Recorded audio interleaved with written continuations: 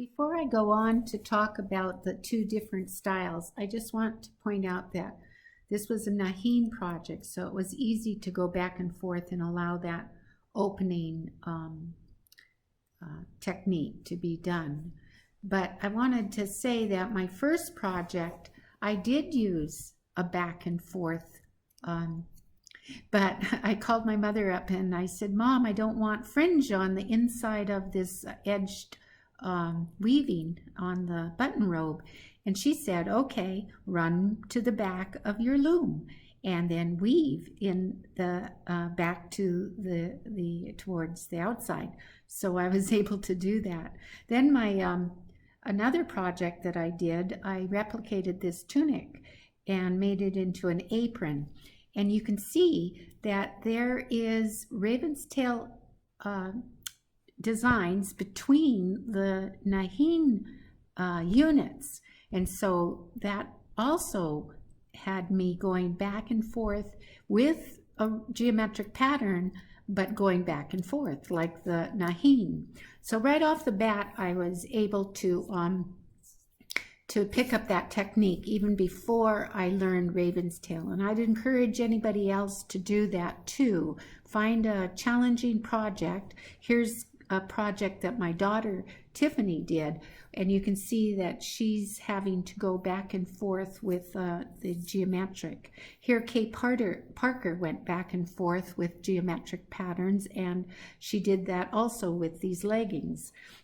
Then I read in the smaller, in the article that accompanied this, that she brought down these leggings and tapered them by eliminating warps in a gradual manner as she went down towards the ankle part of these leggings. So even though you're not a Nahin weaver, it is advantageous to learn how to weave back and forth with these geometric patterns.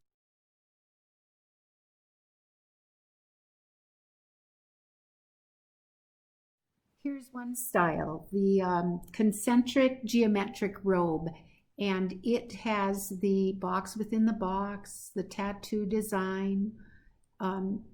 Anyway, it is mostly used with the ground twining, and that is why on the borders there is the spiral weft pattern border on the sides.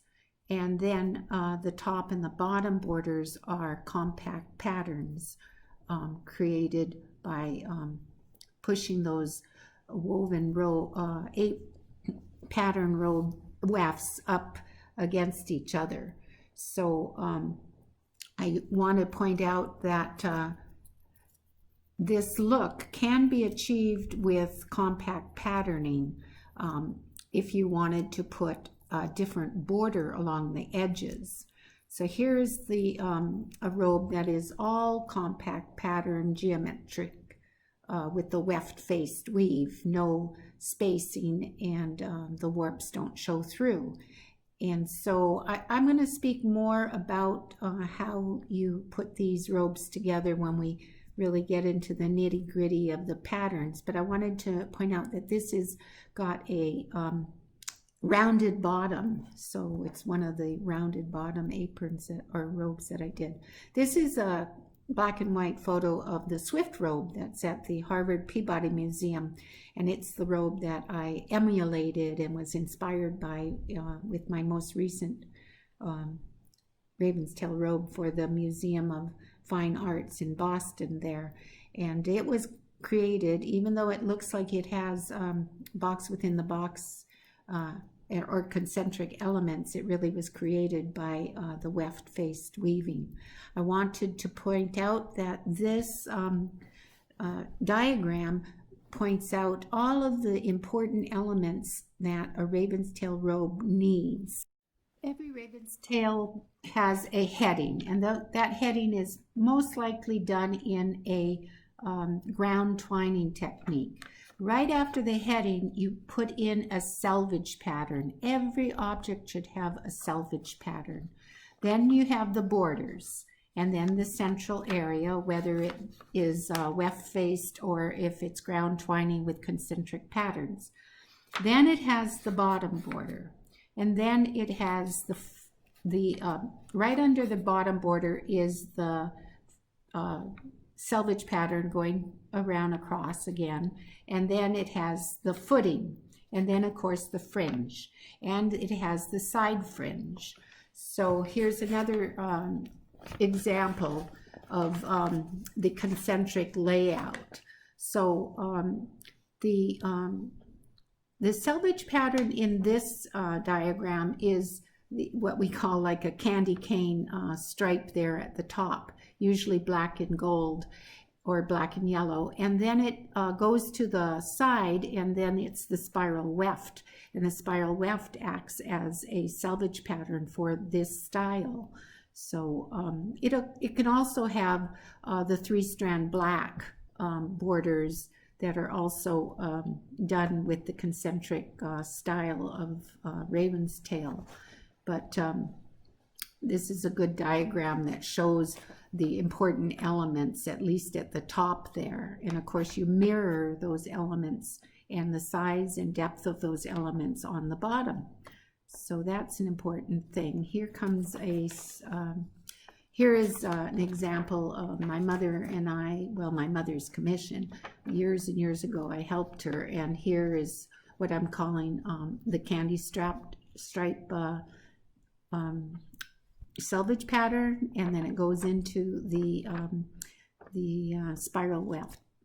Here is a wonderful example of a very complex, compact patterned robe, just like the swift robe. It has the division down the middle and has different elements. And there again is my this robe, and I did for the Canadian Museum of History there in Ottawa, and it has white, black, yellow, all my ancestors, and another wide design element. And then this is the one robe that I wanted to depict an energy that came from the center.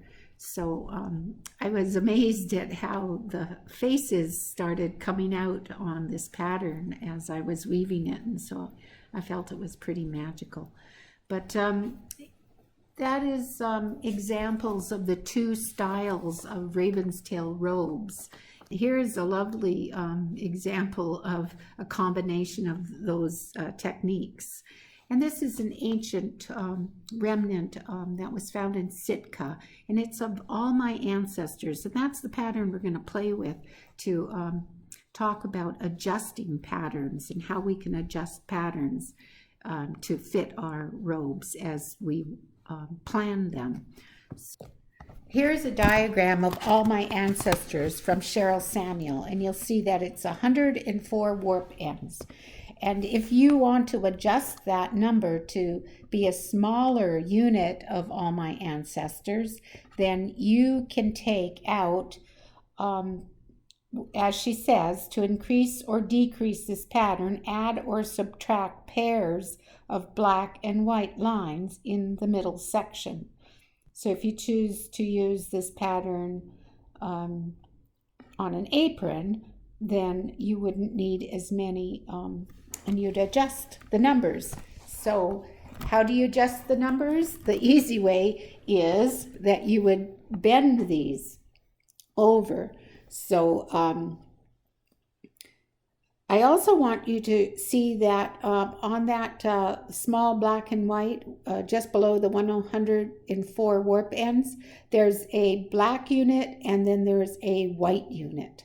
So that's something that you need to pay attention. So there you go. I've folded it and I've eliminated a pair of blacks and a pair of whites, so that now it's a 72 warp unit that I can play with.